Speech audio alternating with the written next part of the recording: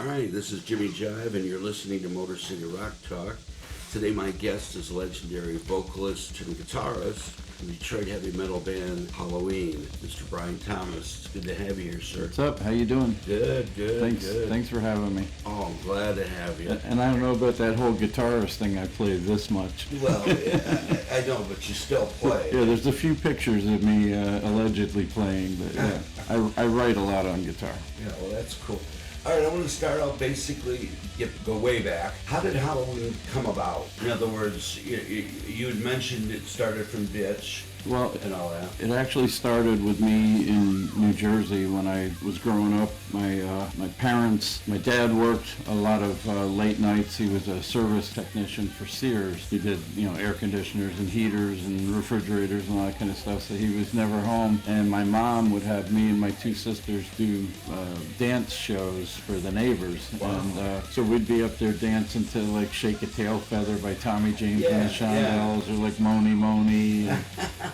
Tap dancing or just regular? No, just like singing and dancing. I'd use like a hairbrush and pretend I was singing. And then, the period of time when I grew up, obviously all the music that was coming out was like the Partridge Family and the Osmonds and stuff like that. Right. And when I was in school in 6th grade, I would unbutton my top 2 buttons because David Cassidy did that on the Partridge Family.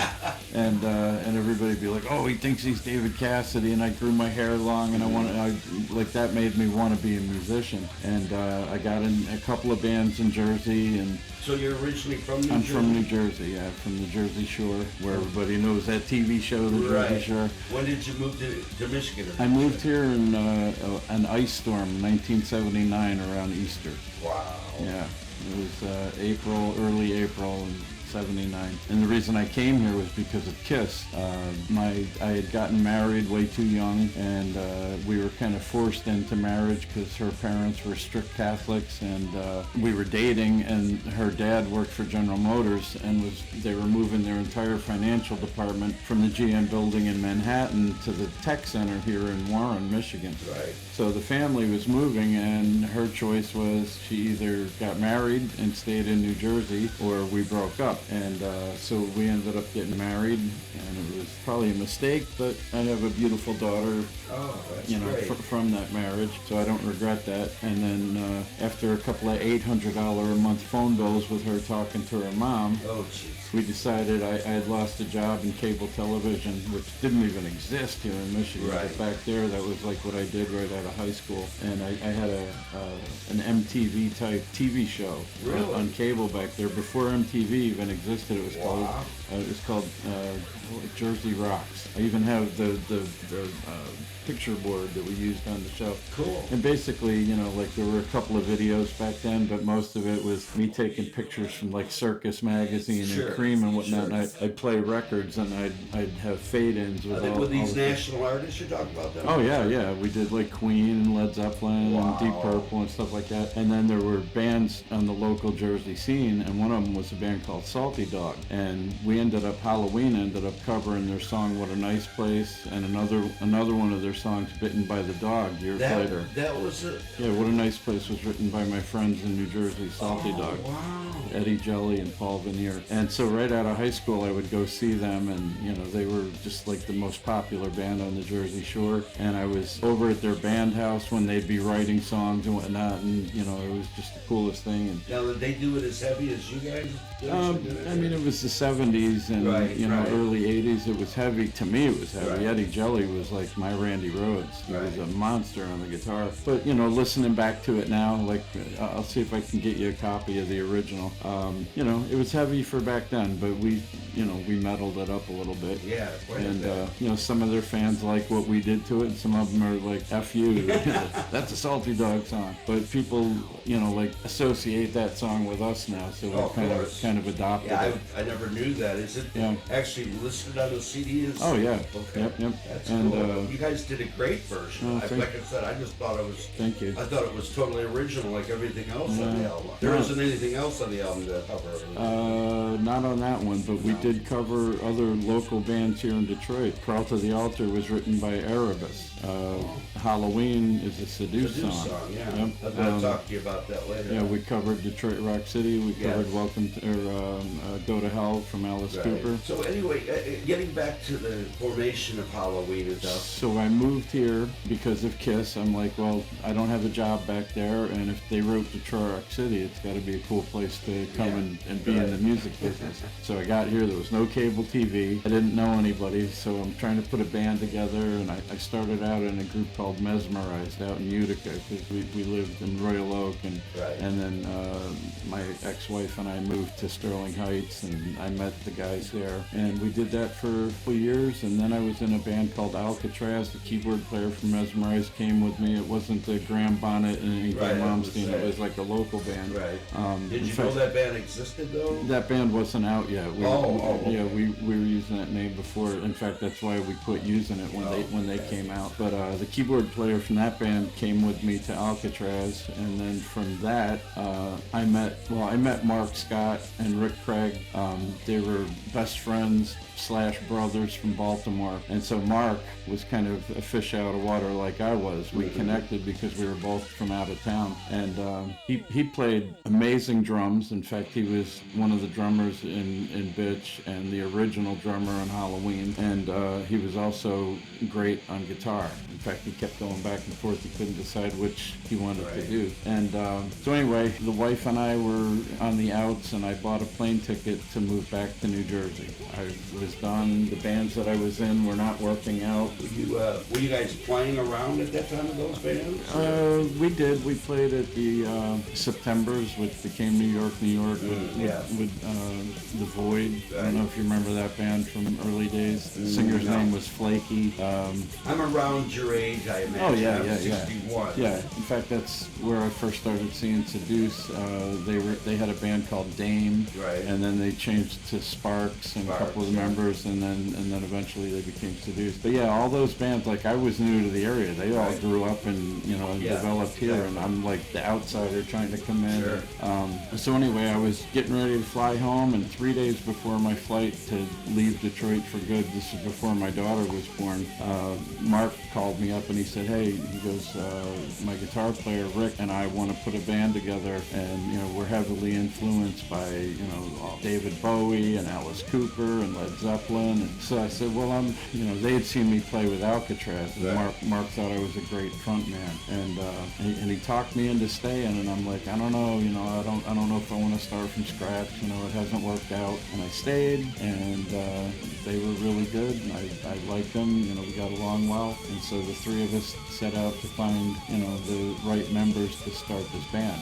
Well, I'm estranged from my wife at this point. We're separated, and at that point, our daughter had just been born. Like when I bought the ticket to leave, she was pregnant, but she was a newborn. Anyway, my wife and my baby are living upstairs in a duplex, and I'm living in the basement with Rick and Mark and one of the guys that worked on our road crew, and we kind of put the band together, and one drummer came out. His name was Phil Kaput, and auditioned for us, and it didn't go so well. He was a great guy. He had this massive drum kit, and he brought it all over. His mom. We had a thing with drummers with their moms bringing their kids over, because it happened like 3 times. Anyway, so he comes out and he auditions, and it didn't work out, but he brought us McDonald's, like two big bags of McDonald's, because we're living in the basement. We don't have any food, so we're like, oh man. Oh, that's a plus. Like he didn't get the gig, but he brought food for us, so we brought him back for a second try, and it didn't work out, and we felt bad because we didn't have him come in. And then Chuck Burns from Seduce was like the first guy that played drums for us, and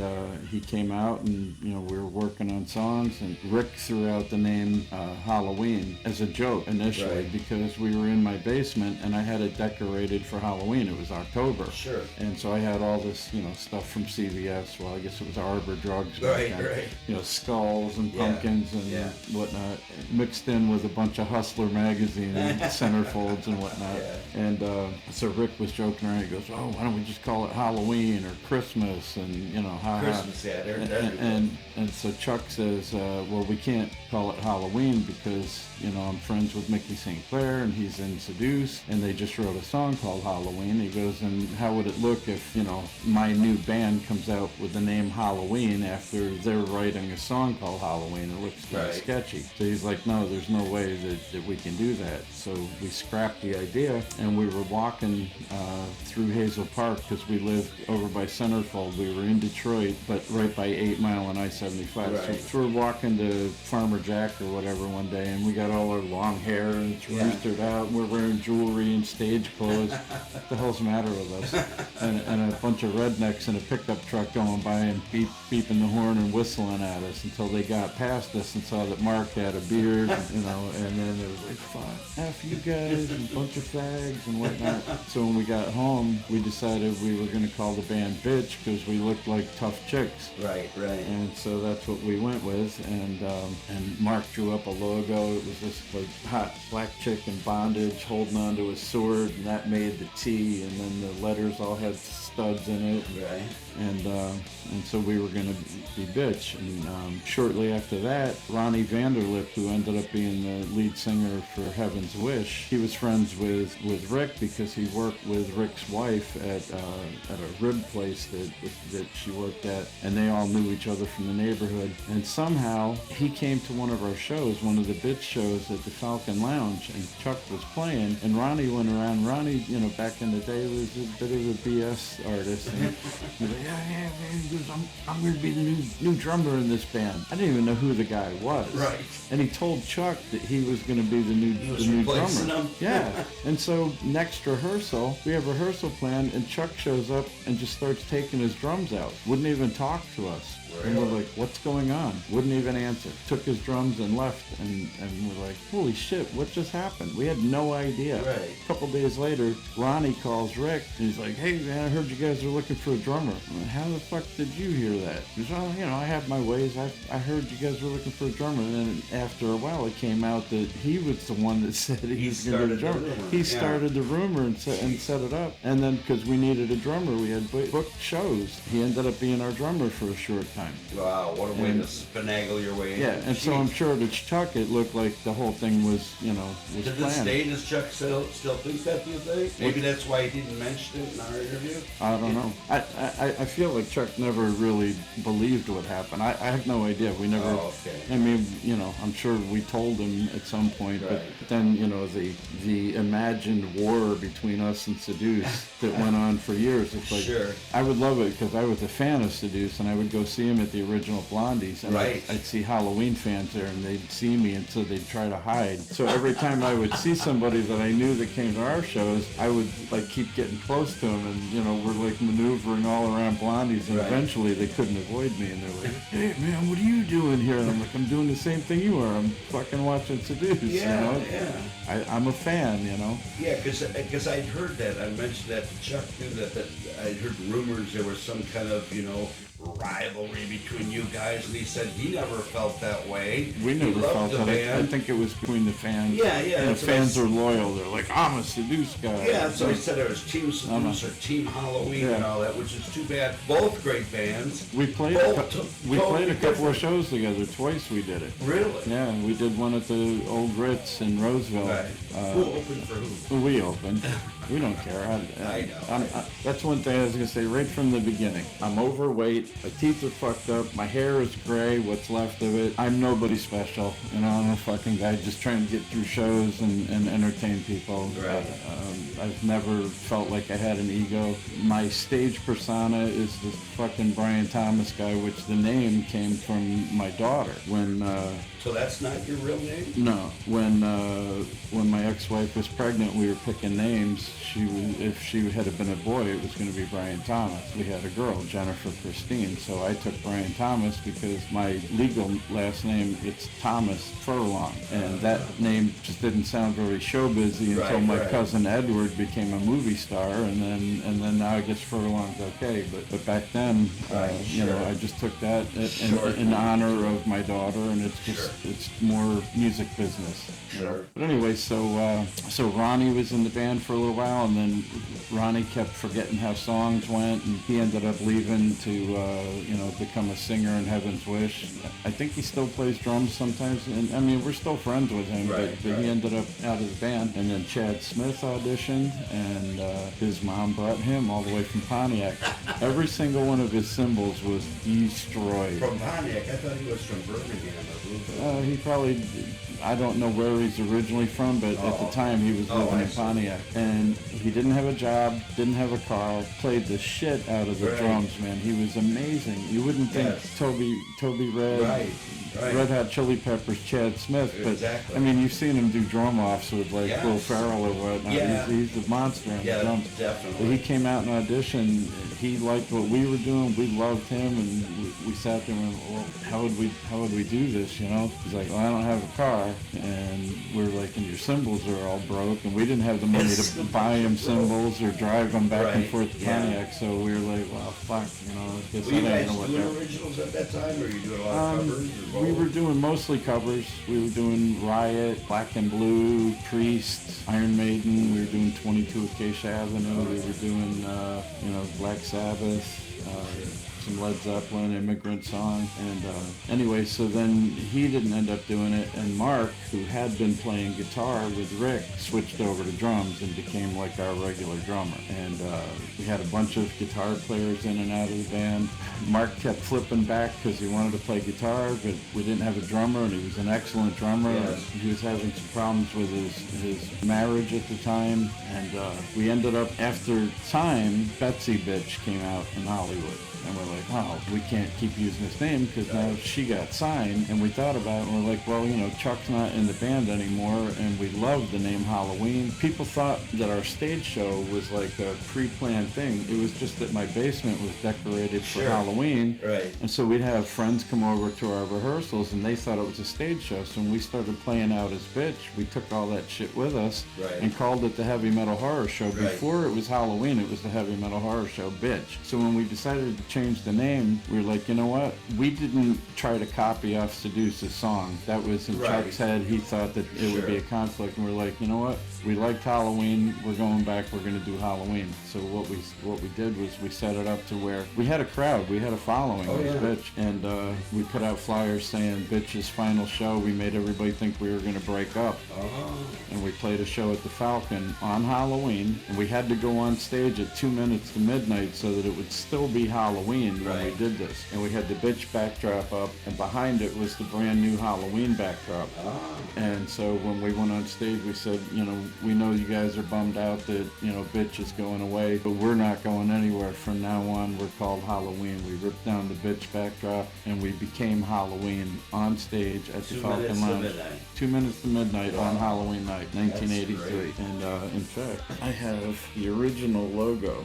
This was what was on the backdrop before this logo. Now, who designed the logos? Mark did that one. Right. And then there was a guy named John Saltarelli that was friends with my brother from New York City. And he roadied for us for a little while. We called him Diamond. Everybody in our road crew had a nickname. Sure. And he was sitting around high one night and started drawing this logo. And he did this thing. We still don't know exactly what that is. Is it a vine? Is it the moon? Is it a morph of, you know, we don't know. But anyway, he started doing this, and he had a little bit of it, and he crumpled it up and threw it in the garbage. And I went to pour something in the garbage, and I saw it, and I liked the letter H that I saw, and I was like, what is that? So I pulled it out, and it was like maybe 18% drawn. So I took it out, and I finished it. So like John started it, and I finished it. I still don't know what that is, but it was on his drawing. Very cool. Yeah. Very cool logo. Always has been. And then, you know, eventually well, I don't even have it here, but eventually it's kind of It's evolved over yeah, the years, yeah, but yeah. it's still the same thing. And the pumpkin in the middle has been there since the beginning. And when Halloween came out, we were already out for like a year. And Ron Baltris from Harpo's at the time showed us a Krang magazine with this new band, Halloween, Right. new speed metal band out of Germany. He goes, "Oh, you know anything about these guys?" No. He goes, "Well, they're ripping off your name. You should probably look into it." And so we read the article, and the article said Malcolm Dome from Krang magazine interviewed him, asked why they called the band Halloween, and he says, "Well, we knew there was already a band in America called Halloween, and we didn't want to name our band after a movie, and the whole Slayer, Venom, Merciful Fate, like the whole satanic thing was taking off, so they just changed the A to an E and went with Halloween." And of course,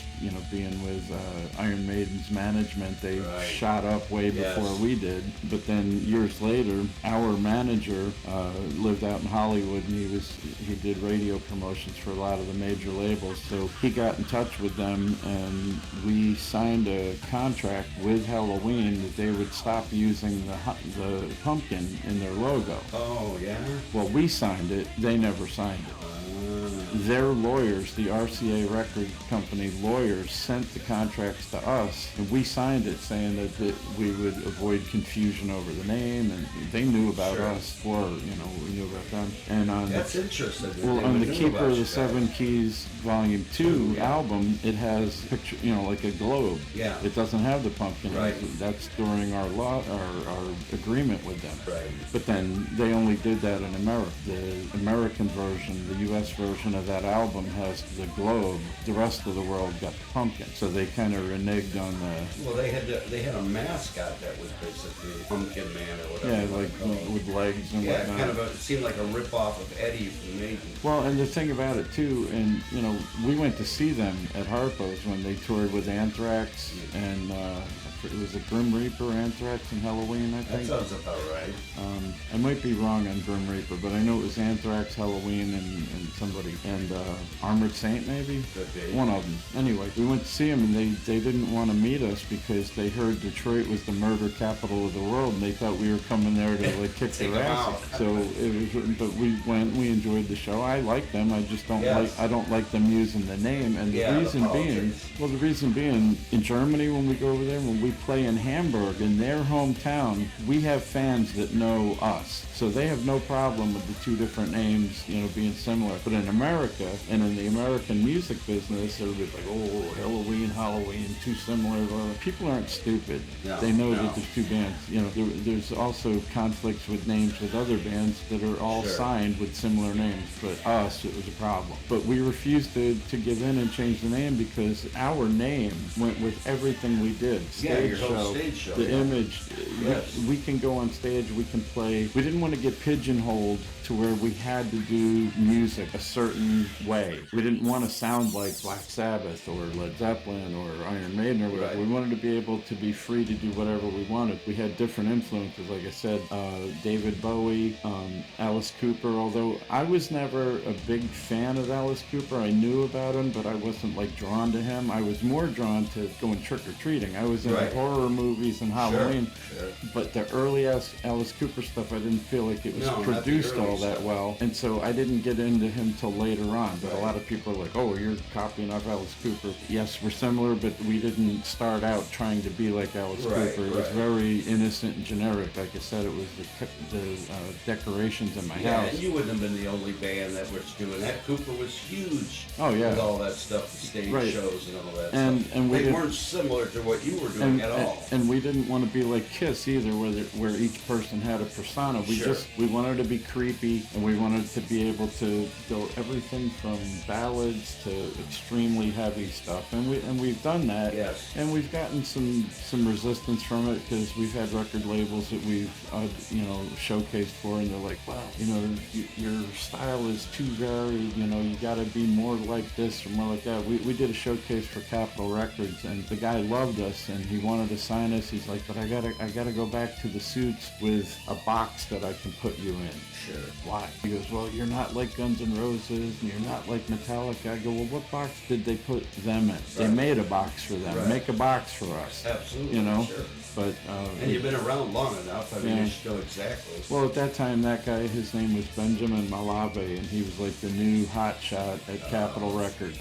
He was in all the trade magazines. He was going to be the new guy that was going to make superstars. And it was right at the end of hair metal, right when grunge was coming around. And the last band that he signed was Pretty Boy Floyd. And so he went back and he thought he had us a deal. And 2 weeks after, he called and said that he was going to fly us to LA to finalize stuff. He got fired from Capitol Records because what they found out he was doing was he was going to the Roxy, to the Whiskey, to the Troubadour, to Gazzari's, and he was having local bands pay him like $1,000 to give advice how to get signed to a major label. God. So the label found out about Right. that and said that he was moonlighting or conflict of interest, and they fired him. And there went our deal. So, Now, was that before the first album came out? oh yeah, no. It was way later. It was. So what was the plan of just? It was probably around the time No One Gets Out came out, like '91. Okay. Oh, okay, way after that. Yeah. And Actually, no, it was '89 because Tommy Stewart had just left the band, and we had to have the drummer from Agent Fury learned all of our set for this showcase. We did it at the Rainbow in Inkster.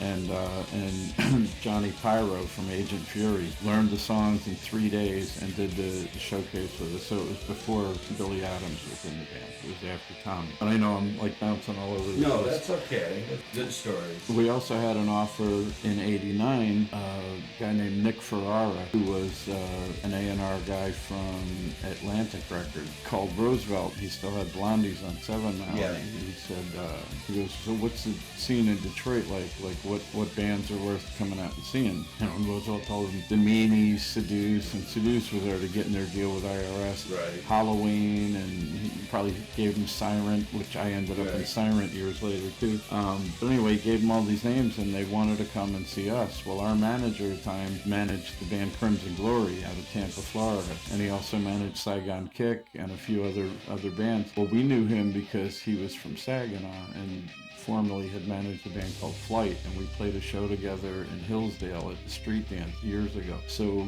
we ended up getting him on the phone with Jason Flom, who was like the head of A&R at Atlantic, because he had dealt with him trying to get Crimson Glory a deal. So we told him, we said, this guy Nick Ferrara, do you know him? Yeah, he's one of the guys at Atlantic. I said, well, he wants to come fly to Detroit and see us at Blondies or Harpo's or wherever. He goes, hang on, let me get on the phone and make a call. Puts me on speakerphone, gets on a different phone, puts that on speakerphone, bing, bang, boom, he's on the phone with Atlantic Records in New York. He gets Jason Flom on the phone, and he's like, yeah, your guy Nick wants to come out and see one of my bands, Halloween. He goes, oh, yeah, I heard about that, we're excited to check him out, and now that I know that you're involved, he goes, I'm really geeked to find out about him, And he goes, yeah, I'd hate to have the same thing happen that happened with Crimson Glory. Crimson Glory was going to sign with Atlantic. They ended up going with Roadrunner and put Transcendence out on Roadrunner, and Atlantic wanted them, but there was some kind of a thing that messed up their deal. So I hear Warren say to him, he goes, well, it's funny you mentioned Crimson Glory, because let me talk, I got to tell you about something. Turned out their deal with Roadrunner was up, and they were looking to switch labels. No, they were shopping. So he comes over to me, he goes, I'll call you back in 15 minutes, hangs up with me. I don't hear from him again. 3 weeks go by. I've been calling him like crazy. Warren, like we're like on the edge of our seats, like this guy wants to come see us. What is going on? Can't get a hold of him. He won't answer his phone. We find out 2 months later that he signed a deal with Crimson Glory for Atlantic Records. Put out the Strange and Beautiful album. Right. They got our deal. And I mean, Crimson Glory is an amazing band. They were worth getting the deal, but it was supposed to be our deal. Wow. Nick never came out to see it, and so those were our two brushes with major label. Right, but you guys did fine, and still have done fine. I mean, God, Well, you're still touring, you're still doing the shows. greatest part about how we did it is that we own all our own publishing. If you sign with a major label, a lot of They times want you all give up your that. publishing, and then they put out music books and solicit you for movies and whatnot. Compilations. Right. So we still own all of our own stuff. We did get into a movie. It's called how was it? A Single Shot with William H. Macy's in it and Sam Rockwell. And it's about a hunter that accidentally shoots somebody when he's out in the woods. And How long ago was that movie? I'm not familiar with that. That's interesting. Probably 10, 12 years ago, something like that. So you were on the soundtrack. Well, yeah, for like 8 seconds in the movie, Right. Our song, I Confess. No, it was Vicious Lies. Right. Vicious Lies is playing in the background while this guy's like flipping out about the cops are coming to get him. He's all wasted, and Vicious Lies is playing in the background. Well, anyway, when we submitted the song to the movie people, they wanted 100% publishing. Oh. So we changed the title of the song to Lies. So in the movie credits, it's Lies by Halloween, not Vicious. So we gave them publishing to Lies. Little bait and switch. Right, But right. we're That in a was movie. Smart. That's smart. We're in a movie, so that's cool. Did they ever come out with an actual soundtrack album? Do you know, or anything I don't like that? know. I never even looked into that. That would be a good thing to find out. I'd be interested because there again, would you be due?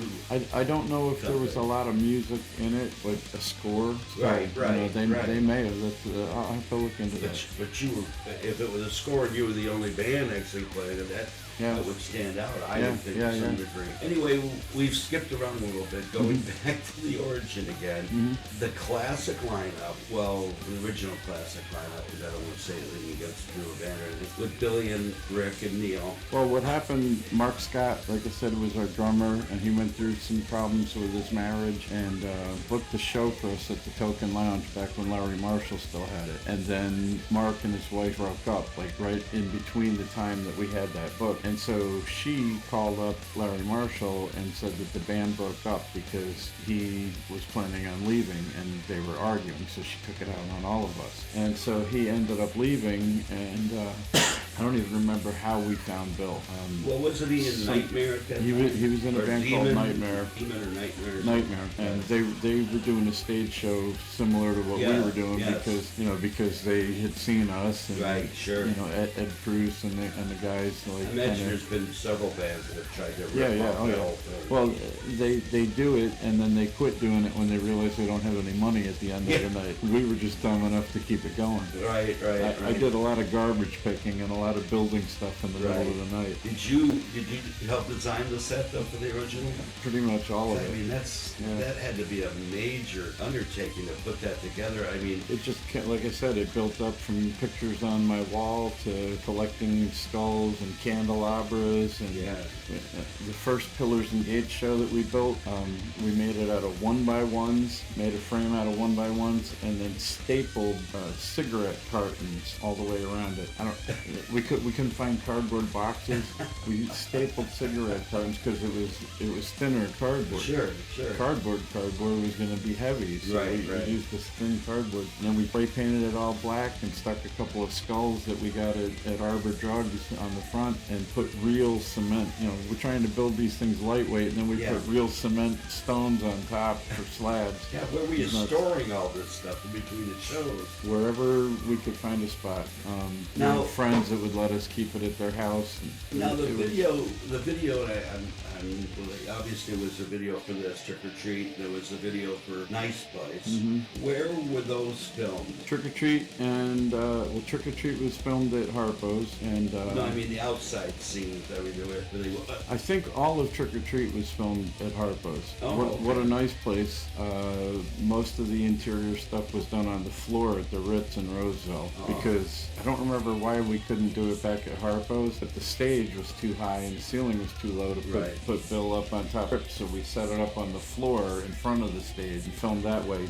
WLLZ had a guy, Tim, that came out and did all the videos for The Beat. That's what we filmed those for. Yes. And the exteriors were done at the Elmwood Cemetery down in Detroit, like all the... Yeah, I thought it might have been in Detroit somewhere. and then there was a creepy house on Michigan Avenue in Inkster where we filmed the parts where where she's coming out Yes. at the door and the car Yes, I broke was down in wondering where front. that was. That was there, and then some of the crowd scenes where the one scene where you see my arm with the armband on, Yeah. pointing at the crowd. The crowd was all of our road crew, Right. and that was filmed at the Penn Theater in Plymouth at a movie theater. yeah. There was no stage. I was on a little front of the stage in front of the movie screen that was Yeah. like this deep, and you're trying not to fall off. Right. And we tried to make it look like there was a big crowd, but it Right. was really just like a handful of fans and like our kids and the road crew up Well, front. it came out really cool. I Yeah. thought it was cool because I remember the first time I saw it was on the beat, and especially for that time. Some of it you was know, shot in our yard too in Inkster. We had a band house in Inkster, and they didn't even use these scenes. There was one where we buried Rick's guitar in the dirt Right. outside of our house, and attached to the neck of the guitar was a skeleton hand. And so when it came time to do the guitar solo, he went over and he reached into the dirt and pulled the flying V up out of the Right. ground with the skeleton hand attached to it, and then grabbed it and started playing the solo. But the budget for the video was, they were running out of money to do the thing, and so when it got edited, that scene got cut out of it. I was going to say, Didn't who, make it. who budgeted you? Who paid for all this? Wheels, You guys? Wheels paid for it. Wheels did everything? Yeah. Wow. Yeah. That had to So be we something. had no say. Right, It's like we right. just shot a bunch of stuff, and then Now, they put it together. as either of those videos, did either of those videos ever show up like on MTV? I know We- they had that hard rock metal We were told show. that they were on MTV, but I think what happened was each cable company would get ad time, and so I think what happened was some of the local cable companies probably showed it during their ad space, Right. put local bands Sure. on, because I don't think it ever made it to New York. Then we ended up on VH1's Top 100 hair bands somehow. I'm like, I don't know how that happened. Like, Do you remember where you were in that top one? Any idea? when we found out about it, Yeah. I was probably driving for work, and somebody called me and said, "Oh my God, we're in VH1's Top 100." No, I mean, what number in Oh, that? I think we're approximately? like around 58 or something Well, like that's that. pretty damn Yeah. cool. Yeah, we're somewhere in the middle. Yeah, that's really cool. I called my buddy Ray, who told me exactly where.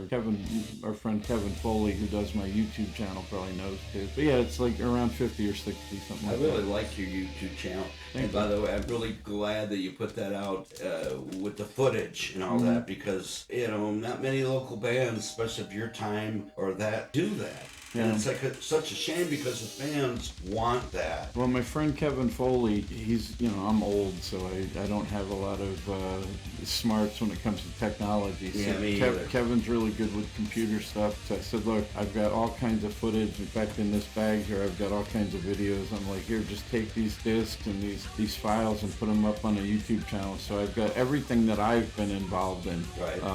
Siren, Abandon, Halloween, my cover band DNA, my Scorpions tribute, the Zoo, Oh, you're some in bitch stuff, yeah. You're in did you guys play the Token when they're the whole time when all they were playing, all they were having there were tribute bands that are done with the Zoo? We've played the Token a lot. In fact, when Wrecking Crew recreated the Moscow Peace Festival, Right.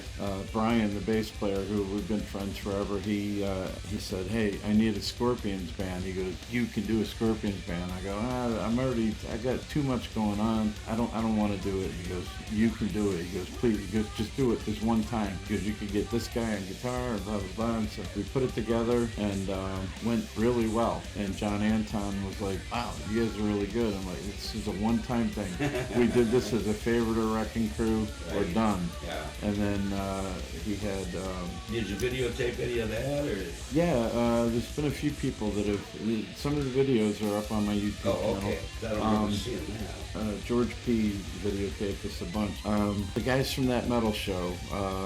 The actual. Yeah, that not metal Jim Florentine and not Eddie Trunk. show? I can't think of his name either, Yeah, but I know right. who you're talking Well, about. he played the Token like maybe a month after we did that Wrecking Crew show, and John was like, "Yeah, we want to have you open for him." Well, anyway, so then we started getting calls, and now we're like 3 years later still doing the Zoo. What was the first show Halloween did with Billy and Rick? And was obviously with the full stage The looking first on. show that we did with Bill and, well, Rick was in right from the beginning. Right. So what the I first, mean by that first is show, in fact, the very first show that we did, I guess with that lineup is what I mean. after that day that we became Halloween, George ended up leaving for a little while, and Chris Huff played bass for us for like a couple of shows, and I think the first show with Bill was with Chris Huff at the Ritz, and it was still the main act in Roseville, and then George came back, and so I think the first time that four of us played together may have been at Harpo's opening for Frank Marino and Mahogany Rush. Oh man.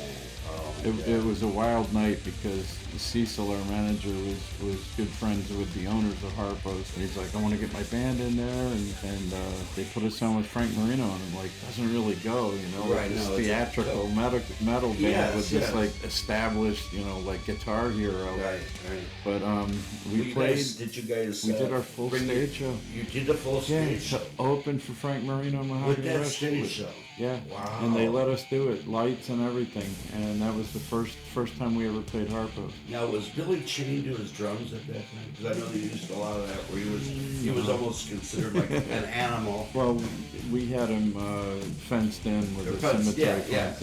yeah. That was from the beginning. Yeah, that's just so cool. And like you said, none of you guys had certain personalities or whatever, different characters like this, but you all look totally different. Yeah. And the cool thing about it was that I don't remember at that time any national acts was you had a blonde front man and everybody else was the dark hair. And then stuff. Motley Crue came out. Right. But are you originally blonde? It's just, or did you dye your hair? My hair was always like a really light brown, Okay. and my ex-wife, my daughter's mom, she went to beauty school, so I was her guinea pig every time she wanted to try something, and so she was always doing highlights in my hair and cutting it and spiking it and whatnot. Sure. In fact, in the early days when I first moved here, way before Bitch or Halloween, she got to the point where she completely did it like white blonde and Right. spiked up on top. It was like neon.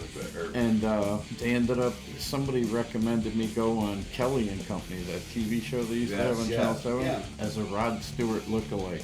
I was on Kelly and Company twice as a Rod Stewart lookalike. Really? I wanted to kill my ex for putting me on that.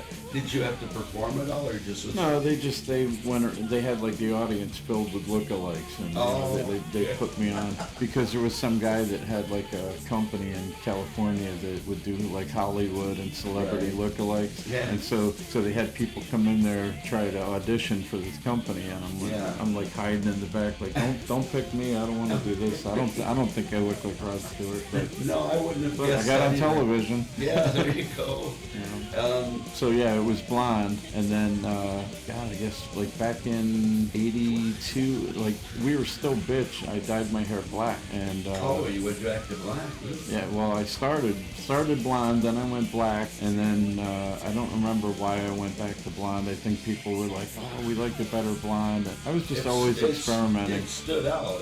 Yeah. Especially like you say before Motley Crue. But when Motley Crue came out was when I did it black because I didn't want to look like him. And then somebody was like, "Oh, well, now you're trying to look like Alice Cooper." I'm like, "I'm not trying to look like anybody. I'm just trying to be me." Yeah. No, but you had So- to look first, so you should have kept it. It was cool. Well, I did, and then I kind of, not her music, but I kind of like decided to kind of do the Madonna thing, where I changed my look all the time. I changed my makeup. Right. I would wear orange wigs. I would switch. In fact, when I went back to blonde, and Bill Aucoin, we did a showcase for Bill Aucoin. He was Kiss's manager, and Billy Squire and Angel, and we showcased for him in Buffalo, New York. And one of the problems that he had with us was that he said that my image changed too much for the shallow-minded rock fan, that they like a certain thing, and again with the box thing, it's like I want to be different.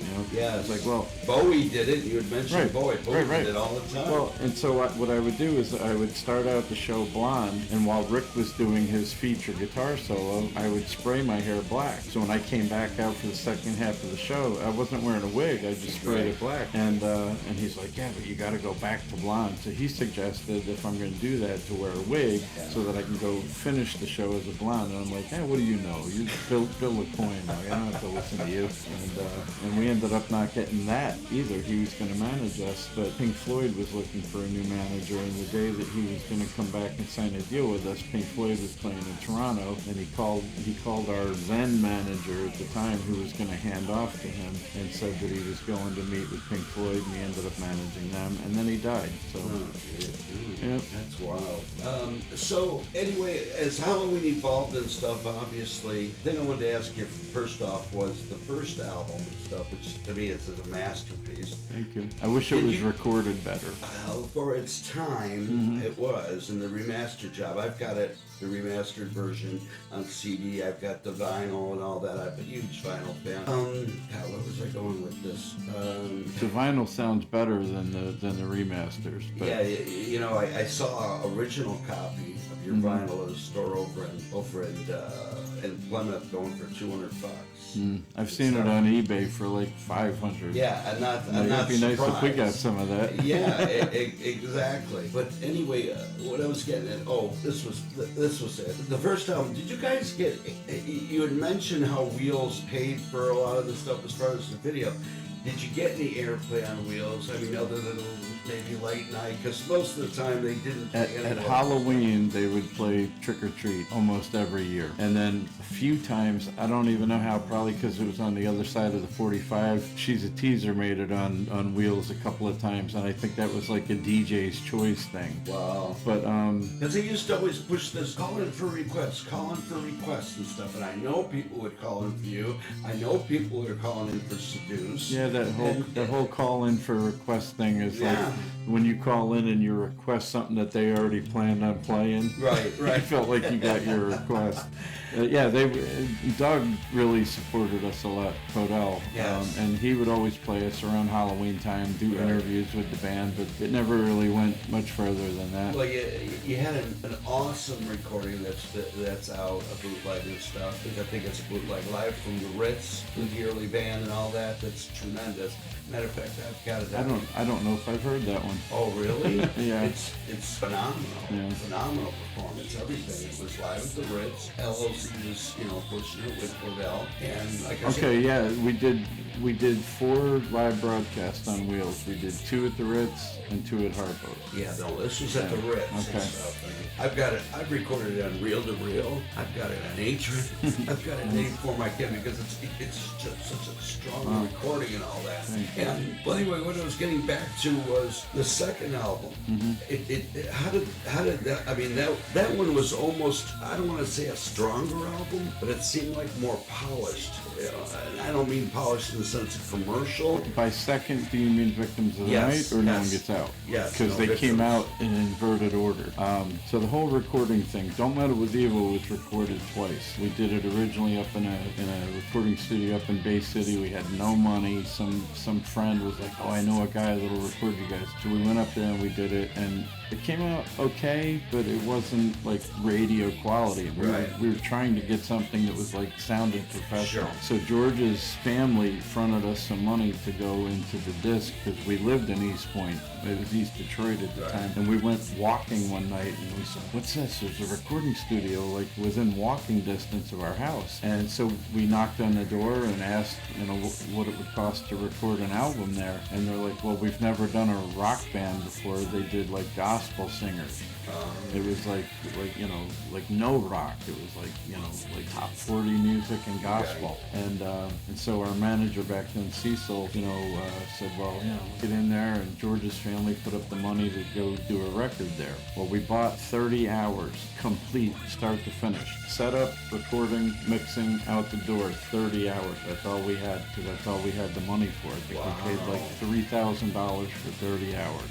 We just went in there and set up. We Well, you knew all the material, obviously, and Well, you recorded before. Yeah, but so. Scared to Death was written in the studio. They were getting drum sounds for the recording, and so Bill was just like, you know, over and over and over, just going around his drum kit trying to get the mics, you know, the levels right. Right. And what the pattern he was doing, I came running out of the bathroom. I go, "What is that? What this?" He goes, "I'm just testing the microphone."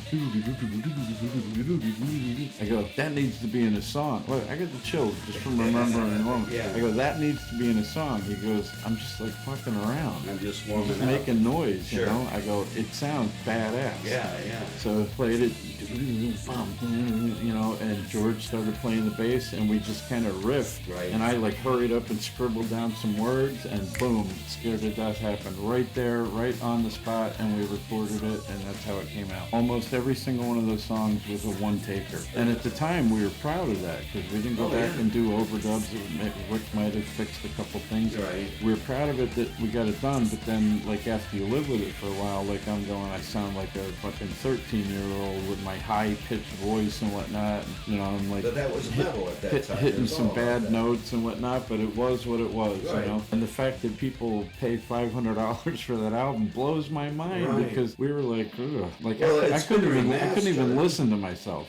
Really? I love the songs, Yeah. but I just didn't like how it came out. We had a guy named Ed who ended up going to prison for scamming national bands out of pictures. He told everybody he worked for Cream Magazine so that he could get photo passes. Right. Did you know Ed? No. Pre-Seal or something like that? Anyway, he was a friend of ours, but he said that he was a producer for Kiss, so he was going to come in and produce our album. Well, he never showed up, so we had to figure it out, wing it with the guy who did gospel music, and so we just kind of did what we did. So then the second one was like a year later. We set up a deal with Pete Bankert, who was the bass player for Muggsy and Weapons. He was working at the old schoolhouse in Ann Arbor, which was Henry Weck's studio. Henry Weck was the drummer for Brownsville Station.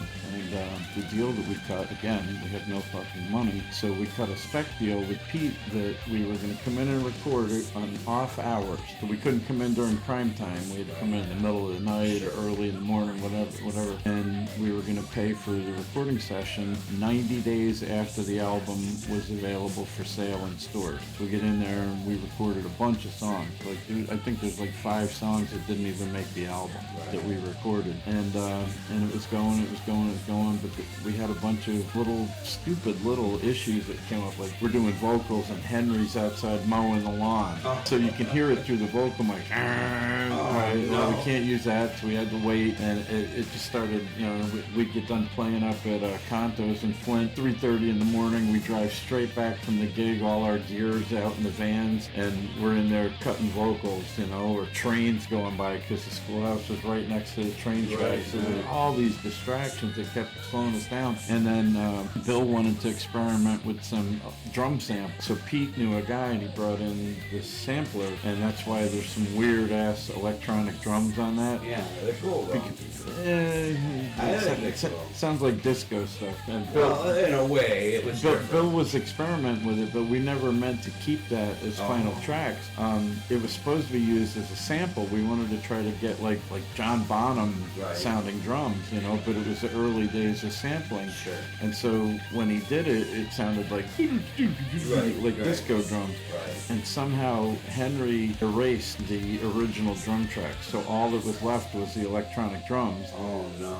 And then Weapons had gotten together, and Weapons got offered a tour of Europe, and so Pete left for like a couple of months, and our album sat there. Well, in the meantime, Henry decided he wanted payment in full, or we couldn't continue. We're like, we cut a spec deal with Pete. Right. Like, we don't have payment in full. We're broke ass. We barely have food, you know? So that album sat in the basement of the old schoolhouse for like 9 years. Jeez. And we weren't allowed to touch it. And then when Rick ended up with Scanlon Music, him and Pete worked out a deal where Pete went and got the tapes, and they mixed it at Downriver Studios. Had it all where been Pete was. finished by that time, or you were The still... recordings were done. Okay. But like the vocals that are on the song Welcome, that was scratch track, and they couldn't get it to sound right because I had hit some off notes. Again, it wasn't supposed to be final vocals, Right. so there was a lot of stuff that wasn't finished, and so he made me sound like King Diamond. And when I showed up at the studio, I go, I fucking hate that. He goes, well, it is what it is. It's done now. now. I go, well, I don't like it. Well, what do you mean by you hate it? You didn't want to sound like King Diamond, or No, I didn't want to sound like King Diamond. What they did was they used like a harmonizer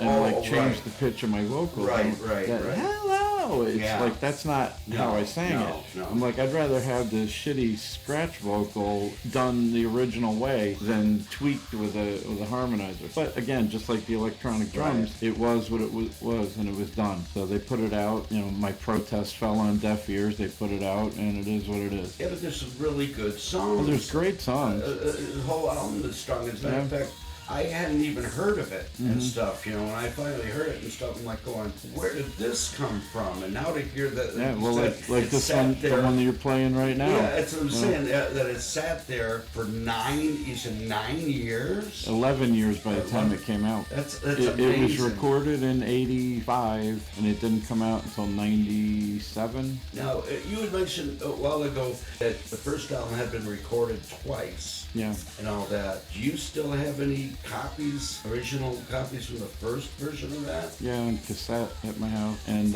it's funny you asked that because we just got the Don't Meddle with Evil live masters, the original masters for the first demo. No One Gets Out was recorded twice, once with John Oliva from Sabotage, and I just got those masters too. They weren't finished, but I have the masters for all that. And so is that going to be reissued again? Well, they're all on 2-inch tape, and the original No One Gets Out masters, all that stuff. We're taking it to Pack 3 Studios. He's going to bake the tapes and digitize everything. And then TJ Richardson, my guitar player in Halloween Now, is going to do the same thing he did with Territory. I don't know if you heard the remixes of Territory. Well, I've heard whatever's on Spotify. Is that remix? I think so, but I'm not sure. When it came out, the actual disc, we weren't thrilled with production. Our drummer Rob produced it, but he was under a lot of duress because we were being pressured by the label. They wanted the album. It had been delayed because Donnie Allen had a liver transplant right when all the guitars were being recorded. He did all the rhythm tracks, but all the solos weren't done yet. So Don Gurrier did some. Chuck Stoll from Damien did some. Howard Bolito from Agent Fury was going to do some. Rob DeMoss from Siren was going to do some. We had all these different guitar players.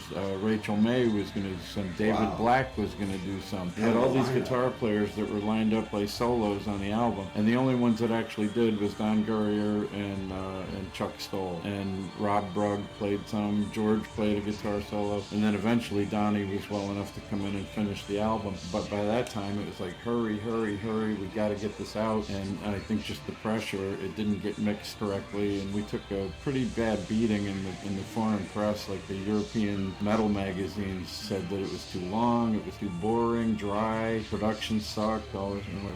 Man, there's some great songs on it. Yeah, there were some great. So you're talking about No One Gets Out Alive. No, the Territory album. Oh, Territory. Yeah. And so TJ went back and he remixed the whole thing. It sounds like a completely different album. And now trying to get people to listen to it after the fact. Like, don't listen to the CD version. Listen to, the remix, because it's amazing. And so we want to do that with all of the other stuff. The No One Gets Out album, Don't Meddle with Evil Victims. And you can still have the original version. Sure. But we want to, update, modernize all the albums. No One Gets Out Alive. Now, that album to me, there again, it was quite a departure as far as sound from this. Were you purposely trying to sound different at that point? I mean, I know you got different personnel and all. Well, yeah, that when we played with Skid Row at the Ritz in 1989, right after that show, we played that in the Premier Center. And Rick and Bill came to me and George at rehearsal at my house in Detroit, and they said, we've had a good run. Rick was trying to get custody of his daughter in a kind of a messy divorce, and Bill supposedly had an offer to open a auto repair shop with his brother-in-law or some in-law. And so they wanted to dissolve the band because they didn't have time to do it anymore. And George and I were like, no, we don't want to stop the band. Like, if you guys want to go, you can go. Sure. You're always welcome to come back, but me and George are going to keep going. And they kind of laughed at us because me and George were never like the musicians of the band. Right. Like Rick and Bill were like the premier, players. Especially Rick. Talent, And even though though George and I wrote Yes. three-quarters of the songs, we weren't the players. Like I Right. said, when you guys introduced me as a guitar player, like I write on guitar. I wrote the riff to Don't Meddle with Evil. I wrote the riff to Busted. I completely wrote She's a Well, I've Teaser. seen videos of you Yeah. playing some guitar, Yeah. you know. But players were Rick Yes, and Bill, so right. they didn't think we were going to be able to keep it going. And we ended up with Tommy Stewart, he was from a band called Bad Act, and Billy Gray, who played in a local band in Ann Arbor called Fair Game. Billy was a big influence of, like David Black was like one of his influences. So he had a more bluesy, laid-back style to him. More of a hard rock as opposed to now. Yeah, and Tommy, he was same way. Tommy ended up in Godsmack. Tommy's been a rock star like 7 times over. Godsmack, Low Crow, which was Aaron Lewis's first signing to his label. He was in Everclear. He was in Fuel. Wow. He was in Lillian Axe when he left Halloween. He went to Cody Lee, which is the guitar player from Vince Neil and Slaughter. And Cody Lee was playing a show in Atlanta, opening for Lillian Axe. I like the Lillian Axe. And anyway, Gene Barrett, the drummer for Lillian Axe, left Lillian Axe to go play with Dr. Butcher, which was John Believer from Sabotage. And he left in the middle of the tour. Well, they saw Tommy play with Cody Lee and said, hey, do you want to finish the tour with us? So he joined Lillian Axe right there on the spot. They took like 2 days off. He learned all the songs, finished the tour, did an album with them, and then he moved to Boston and he met Sully Erna, who we played with Strip Mind at the Old Ritz in Roseville. And so Tommy and Sully was the drummer in Strip Mind. So Tommy and Sully like hung out, in between shows and became friends. So when Tommy moved to Boston, he hooked up with Sully and they formed Godsmack. In fact, my drummer Tommy, named Godsmack. Everybody thinks really? Everybody thinks it was the Alice in Chains song Godsmack. Right. It wasn't. What happened was Tommy loves telling the story, so I'll tell it for him. He showed up with a cold sore at practice one day, and Sully was giving him a bunch of crap. Look, you get the herpes. Blah, blah, blah. Right. And he goes, F you. And then a couple days later, Sully ended up at rehearsal with one. And Tommy goes, that is God smacking you back. That's how they came up with the name. Wow. And then Pretty cool. he named the band and was in it when they recorded the first album and had left the band. So all the drums on that first Godsmack album is Sully playing them. And then Tommy rejoined the band and did the tour and then played drums on I think the next 2 albums before they got Shannon Lark. So anyway, Billy and Tommy ended up coming into the band and we wrote all the stuff that was on the Vicious demo, which that was supposed to be a full album. It was going to be an album called Vicious Demonstration. There's like 6 other songs that didn't make it on that Vicious demo. The reason we put it out as a demo was because we ended up going on tour with Crimson Glory and we wanted to have something to sell at our merch booth that had the current band on it. So we put out the 5 songs, Vicious Lies, I Confess, Agony, Black Skies, and Evil Nation, and put it out on a cassette, and we never finished the album. And so that's another thing that we want to do now. We want to finish that album. Anyway, so we toured with them for a year, and then Tommy left and went to Cody Lee, and then on to all those other bands. And Billy ended up having some marital problems, so we're back to square one again. And somebody suggested Donnie Allen, who was in David Neil Klein's band Trauma, Right. and said that he was influenced by Rick Craig and that he would make a good guitar player for us. So we went and saw Trauma at the Token Lounge, and I think somebody tipped David Neil Klein off that we were there looking at Donnie because he kind of was like, hey, don't be stealing my guitar player. Right. And so Donnie joined us, and we were looking for a drummer, and going back to the Mickey St. Clair thing, Right. again, Mickey comes into the picture because we were trying to get Mickey to come and take over drums. Now, he's been out of Seduce, Chuck's in Seduce, now, so Mickey's You're looking... talking about after Billy. Right. So Mickey's looking for a gig. After Tommy Stewart left, Mickey's looking for a gig. So we kept trying to call him and say, hey, you want to come on and be Halloween's drummer. Calling. We can never get a hold of him. And the dude answering the phone is Billy Adams. Played on the No One Gets Out. And he's like, nope, Mickey's not here. Mickey's not here.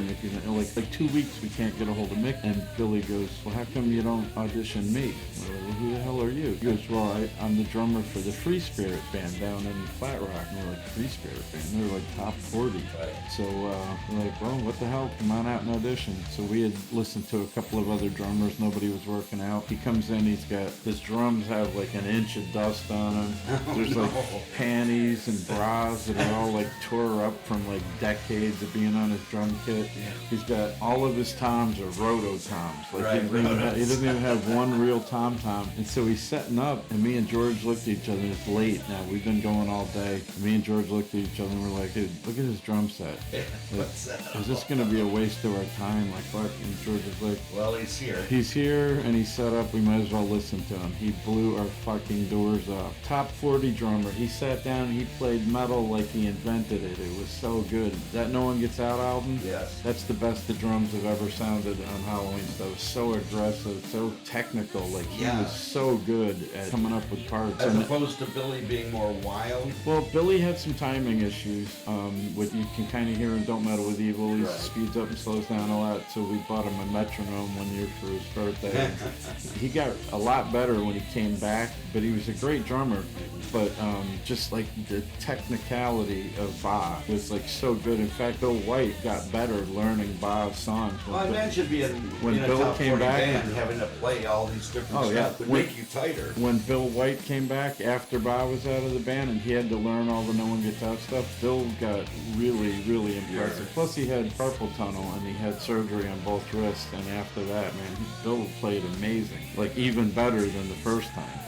First time we were just young and wild, sure, you know? Sure. And like my vocals were all over the place, his drums were all over the place. Rick didn't even play any chords half the time, he was just soloing through everything, you know? But that was what made it so cool. Right. So young, so raw. Right. And then you add this big stage production. I mean, I was going to mention this, and I'm sure you won't remember this. One of the times I saw you at Halloween, and I don't know what lineup exactly, what this had to been about at least 30 years ago. It was a place on Warren called Walsh. Walsh is on the border, I think it was. It was Student Body on Warren. It was Student Body, but they changed it to Walsh's. And I saw you guys play. That's the first time we played with Billy Gray, was at Student Body on Warren. And we lived right behind it on Stout. Yeah, well, I lived right on Granville down the street.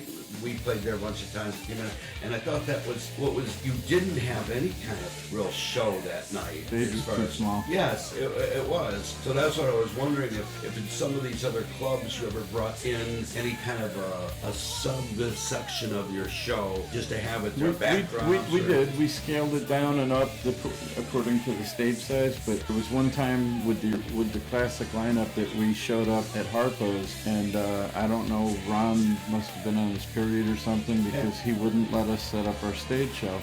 We got there to load in, he wouldn't let us in at the right time, and we were like, well, there's no way that we can set up at like 6 o'clock and have doors open at 7. It's just too much. So we left everything in the truck. We took out all the gels, made all the lights white. We dropped them down to just above Bill's head, and we came out on stage in jeans and t-shirt. No makeup, no hairdo, no stage show, no nothing. Well, if they're not going to let you use a stage show, what the hell? We came out and we just fucking killed it with just the music. And I think we were trying to make a point, because there were a lot of people that said, oh yeah, Halloween, they're just a gimmick, you know, it's all stage show, it's all just, you know, image and whatnot. And we wanted to show that our songs were good too. Yeah. So we just came out and rocked like any other band. And that was one of the shows that people that were there would come up and go, I remember I saw you guys at Harpo's. You didn't even have a stage show and you kicked our ass. And it's like, that's one of our proudest moments. So we kind of started doing that, where, again, the name Halloween, we didn't want to give it up to Halloween, because we could do that. We could be anything we wanted, musically, image-wise. We could go out and look like we just got off work and still go out and play a show, or we could go out and spit blood and fire and everything else, and it was still Halloween. And my thinking was, every year on Halloween, do you go out as the same thing? You might be a skeleton one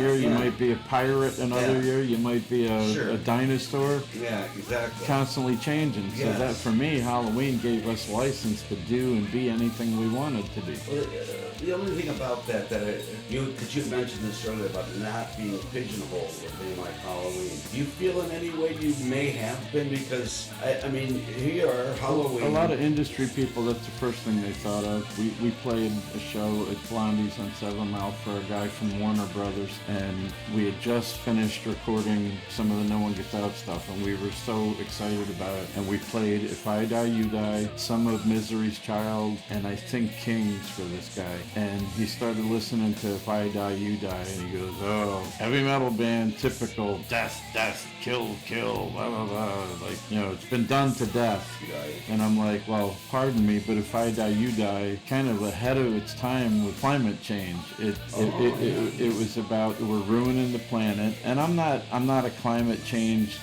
nutcase. Sure. I'm not like, you know, one of those people that, oh, we're all gonna die or whatever. Right. But you know, you can't ignore the fact that the oceans are polluted with, you know, with garbage and whatnot, and animals are dying.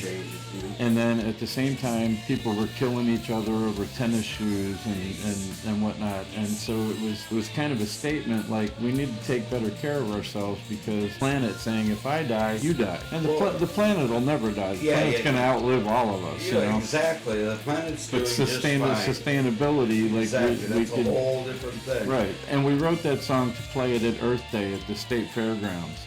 But the guy just saw Death and Pumpkins. Ooh, typical, Well, that's the thing I was going to say too, and I'm wondering if you took, or consciously or unconsciously, it's the first time here it is Halloween and all this scary stuff and all that. Yet, the title of the album is Don't Meddle with Evil, which to me, without being too religious or Christian, it's kind of like Sabbath, you know, with the song Black Sabbath. We're not trying to send you to Lucifer. We're trying to more or less scare you away from that. And that's what it seemed like a lot of that album was, but I'm sure a lot of people didn't take it that way. No, in fact, there was a preacher that was doing a heavy metal is Satan's music thing, and he used our album as like one of the albums that was devil worship.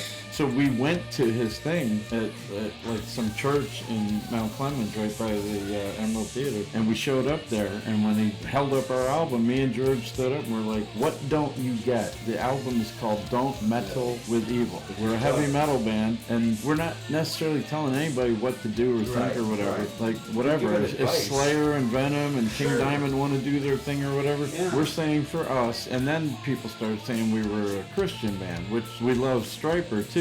Sure. And we're spiritual. Rick is very Christian. I don't know exactly what I believe, but I do know the difference between wrong and right and good and evil, and that has nothing to do with religion. That has to do with the character of people. Right. You know, there's shitty people out there. Absolutely. There's shitty things that happen. But I'm just saying that was such a contrast to what I think the image would have portrayed, because you mentioned King Diamond and all that. And I remember the first time I heard Merciful Fate, phenomenal band. Oh my God, these guys are strong as hell. But I couldn't handle some of the lyrics. And of course, the band that really turned me off from that was Deicide, who were flat out, you know, and all that. But you guys weren't like that. No. But you also weren't preachy either. Right. And some of those bands, it's just a gimmick to them too. You know, like it was just something that the suits at the label said, we're going to make a lot of money if you go extremely Satan, you know? Yeah, but I mean, a lot of Norwegian bands came out with a lot of that devil, demon.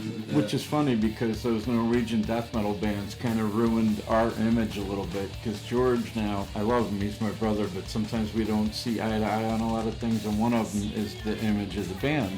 He loves it when we get compliments about the stage show and the image went up, but he wants me to be the focal point, and I don't want to be, because I don't want to be Alice Cooper. I don't see myself that way. I see the band as Halloween. Sure. And each one of us has a license, like I said, to do whatever we want. Right. But he kind of talks the other guys out of doing makeup and the imagery, because when he saw those Norwegian death metal bands with the extreme face paint and whatever, he's like, oh God, that looks hokey. We don't want to look hokey. Right. So he like quit wearing it, and when the other guys will wear it, he talks them out of it. I'm like, I don't want to be the only one doing it, but I have to do what people expect. Sure. You know? Well, you are the vocal point, whether you want to admit it or not. Like most front frontmen are. But I look at it as a band. Sure. Like we should all be Sure. cohesive. And then you see bands like Ghost come out or whatever, even like Marilyn Manson, where Yeah. he is the focal Yes. point, but everybody in the band looked the part, and that's Right. what I wanted for us. Sure. Slipknot, same thing. Mudvayne, Right. like they all look like they're in that band. And people said about the name too. They said, well, Halloween, you know, you expect a certain thing when you hear that, which is the only time that I have a problem with not doing a stage show, is that I don't want to feel like we're ripping anybody off. When we did a show without stage show, it was to celebrate the music and say, Right. look, we're not just about the image. But then I have to stop myself and say, well, people that maybe haven't seen us in 10, 15 years spent money that they worked hard to get or saved up Expecting for, that. expecting that. Yes. And when we don't give it, then you feel like you're ripping them off, Yeah. even though we're trying to prove that, you know, that we're kind And of evolve and all that. right, Sure. right. So that kind of does give me pause to where I feel like we have to do a stage show. The name Halloween, everybody said, well, why did you hang on to that? Why didn't you give it up to Halloween and just call your band something else? I say, well, because Alice Cooper, Kiss, Mudvayne, Slipknot, all these bands that have this image, the name doesn't fucking say anything about it. Like, you know Alice Cooper does a stage show because you know who he is. Right. But the name doesn't. What does Alice Cooper have to do with horror? And what, Right. And Kiss, what does Kiss have? Nothing. Well, Our name, You're right. It ebbs and it flows. goes, Yeah. right, it goes with what we do. Well, you know, with Kiss and all that, like you mentioned and all that, there was so much hype about knights and Satan's Yeah. service, and if Alice Cooper were saying he was named after an ancient witch. So anybody that's really into those bands that knows the backstory know that, but the general public doesn't. Exactly, and that's my Doesn't. point. The general public It's kind of not. has an idea what they're getting when they come see Halloween. Right. Now, do you guys still do the major stage show? Like, Yeah. you're playing this Friday at the Token. Will you be doing the major stage show then? It'll Or be as much of it? it'll be what we can fit on that stage. Yeah. And I mean, we're saving some stuff for Harpo's because that's our 40th anniversary. well, yeah, and that's a lot much bigger October stage. 21st. What- That's like a big thing. Out of all the places you played, Detroit area, metro area, whatever, throughout the history of Halloween, what would you say was your favorite, or is there a favorite? It's like asking you to name your favorite kid. Same with the songs and Sure. the albums. It's Yeah. like Well, I mean, it's hard to where you say. think you had your strongest shows, I would think it would be like Harpo's, the Ritz, because of the stage size. Well, I was and gonna you're say- being able to put out the big show. You're able to do the big show at Harpo's and Diesel and Royal Oak Music Theater and the Emerald Theater. So whenever there's a theater, we're Right. able to really, give you your money's worth. Well, reason I'm asking that is because you talked earlier where you come out in jeans and all that and just rock out and celebrate the music and all that. So I think it would work either way. I mean, typically for me, I want to see the whole show, Right, obviously, right. because and it isn't because I think you owe it to me, but it's just like it's such a strong memory and Right. stuff. You know, the whole thing is so strong.